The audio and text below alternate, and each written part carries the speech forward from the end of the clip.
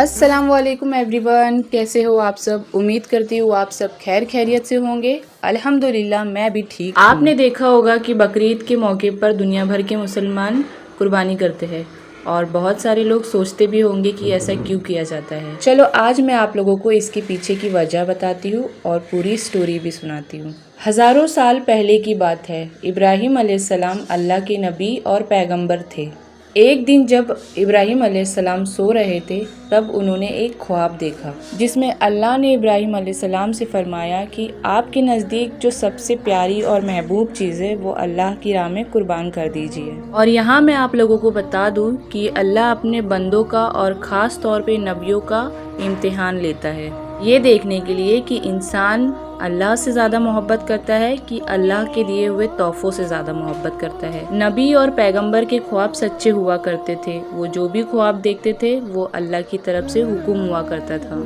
तो ये ख्वाब देखने के बाद इब्राहिम अलैहिस्सलाम ने अपने ऊँटों के जत्थों में से 100 ऊँट अल्लाह की राह में कुर्बान कर दिए। आज के ज़माने में ये 100 कीमती गाड़ी सेक्रीफाइस करने के बराबर है। इब्राहिम अलैहिस्सलाम ने सोचा कि अल्लाह ने जो हुक्म दिया था वो पूरा हो गया। पर रात को जब इब्राहिम अलैहिस्सलाम सोए तो उनको फिर से वही ख्वाब आया और उन्होंने दूसरे दिन 200 ऊँट अल्लाह की राह में कुर्बान कर दिए। लेकिन अगली रात फिर से उनको वही ख्वाब आया जिसमें अल्लाह ने उनकी सबसे कीमती चीज़ को कुर्बान करने का हुक्म दिया। अब इब्राहिम अलैहिस्सलाम सोच में पड़ गए कि अल्लाह उनसे किस चीज़ की कुर्बानी चाहते हैं। फिर उन्होंने सोचा कि इस दुनिया में सबसे कीमती चीज़ मेरे लिए मेरा बेटा इस्माइल है। आपको बता दूं कि इब्राहिम अलैहिस्सलाम को पूरी ज़िंदगी दुआएं मांगने के बाद 80 साल की उम्र में औलाद हुई थी और वो थे उनके बेटे इस्माइल जो उन्हें बहुत ज़्यादा अजीज़ और महबूब थे। अब इब्राहिम अलैहिस्सलाम समझ चुके थे कि दरअसल अल्लाह ने उनके बेटे की कुर्बानी मांगी है। अल्लाह ये देखना चाहता है कि इब्राहिम अलैहिस्सलाम अल्लाह से ज़्यादा मोहब्बत करते हैं या अल्लाह के दिए हुए तोहफों से। इब्राहिम अलैहिस्सलाम के लिए ये बहुत बड़ा इम्तिहान था। अगले दिन इब्राहिम अलैहिस्सलाम उठे और अपनी बीवी हाजरा को कहा, हमारे बेटे इस्माइल को अच्छी तरह से नहलाकर तैयार कर दीजिए। इब्राहिम अलैहिस्सलाम की बीवी हाजरा ने अपने बेटे इस्माइल को अच्छी तरीके से नहलाकर खुशबू लगाकर तैयार कर दिया और फिर इब्राहिम अलैहिस्सलाम अपने बेटे को लेकर एक पहाड़ की तरफ रवाना हो गए। इब्राहिम अलैहिस्सलाम ये दर्द भरा फैसला कर चुके थे कि वो अपने बेटे की कुर्बानी देंगे, पर शैतान को कैसे मंजूर होता कि कोई अल्लाह की अताअत करे।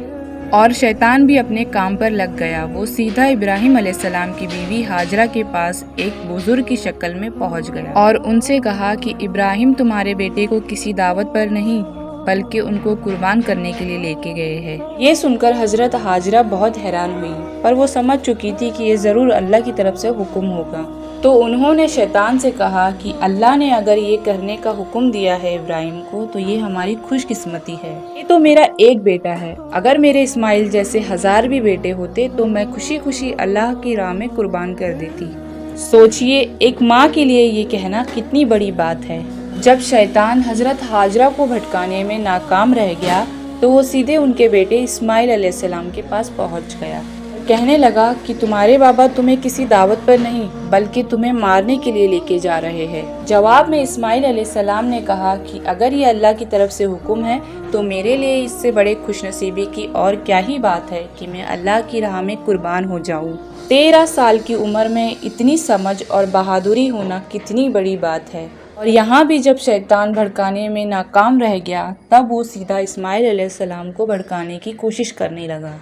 तुम्हें ये बेटा इतनी मन्नतों से मिला है, अगर तुमने इसे कुर्बान कर दिया तो तुम्हारे बुढ़ापे का सहारा कौन बनेगा, और अल्लाह ने तुम्हारी ये भी कुर्बानी कबूल नहीं की तो तुम्हारा कितना बड़ा नुकसान हो जाएगा। शैतान हर तरीके से उन्हें भटकाने की कोशिश करता रहा और गुस्से में आके इब्राहिम अलैहिस्सलाम ने शैतान को पत्थर मारे। यही वजह है कि जब लोग हज पे जाते हैं तो आज भी शैतान को कंकड़ी मारते हैं और ये हज के अहम अरकानों में से एक है। शैतान के जाने के बाद इब्राहिम अलैहिस्सलाम ने अपने बेटे को सारी बात बताई तो इस्माइल अलैहिस्सलाम ने फरमाया कि बाबा अगर ये अल्लाह का हुक्म है तो मुझे मंजूर है, आप बस मेरे हाथ पैर बांध दीजिए और अपनी आंखों पे भी पट्टी बांध लीजिए ताकि जब आप मेरे गर्दन पर छुरी चलाए तो आपको तकलीफ ना हो और आप इस काम से मुखर न जाए। پھر ابراہیم علیہ السلام نے اپنے بیٹے اسماعیل کے ہاتھ پیر باندھ دیے اور اپنی آنکھوں پہ بھی پٹی باندھ لیے۔ ابراہیم علیہ السلام نے جب اسماعیل علیہ السلام کی گردن پر چھری چلائی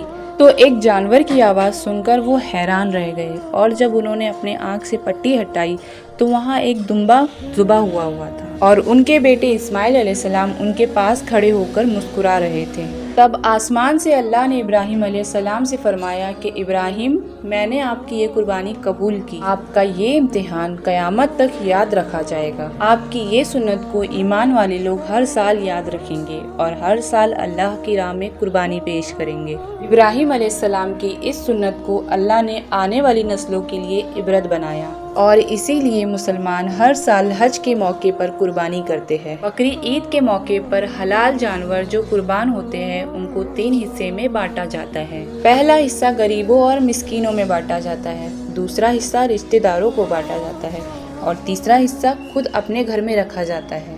آپ کو یہ پتہ ہونا چاہیے کہ بقری عید کے موقع کا غریب لوگ سال بھر انتظار کرتے ہیں، کیونکہ یہی سال کا ایک لوتا موقع ہوتا ہے جب انہیں گوشت کھانا نصیب ہوتا ہے۔ بقری عید کا یہ فیسٹیول دنیا بھر میں بھوک مری مٹانے کا ایک ذریعہ ہے۔ حج کے اس 10 دنوں کی نیکیاں اللہ کو سال بھر کی نیکیوں سے زیادہ پسند ہے، اس لیے حج کے ان دنوں میں ہمیں زیادہ سے زیادہ نیکیاں کرنے کی کوشش کرنی چاہیے۔ حج کے ان دنوں میں اور عید کے موقع پر لوگوں کی زیادہ سے زیادہ مدد کیجیے۔